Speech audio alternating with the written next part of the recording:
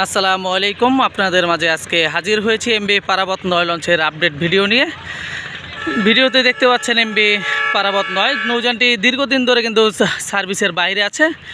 এক সময়ের কিন্তু ঢাকা বরিশাল ঢাকা নৌ রুটের অন্যতম সার্ভিস মাস্টার ছিল এমবি পারাবত 9। নৌযানটি দীর্ঘদিন ধরে তাদের নিজস্ব ডকইয়ার্ডে পরিত্যক্ত অবস্থায় মাটির উপরেই পড়ে আছে। আপনাদেরকে যদি একটু দেখানোর চেষ্টা করি, বর্তমানে নৌযানটি সার্ভিসের বাইরে, ঈদ সার্ভিসেও কিন্তু তাদেরকে দেখা যাচ্ছে না। এবং একই বহরের এমবি পারাবত 10 সেই নৌযানটিও কিন্তু দীর্ঘদিন ধরে সার্ভিসের বাইরে আছে।